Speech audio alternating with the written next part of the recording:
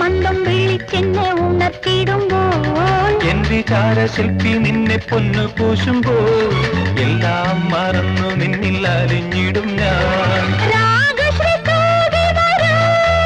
നീ എന്നിൽ കേൾക്കിനാവായി,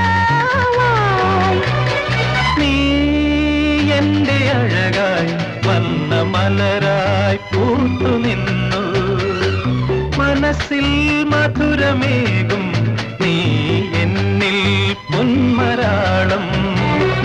അറിയാതെ എന്റെ അരികിൽ കഥ പറയാൻ വന്നു നിന്നു.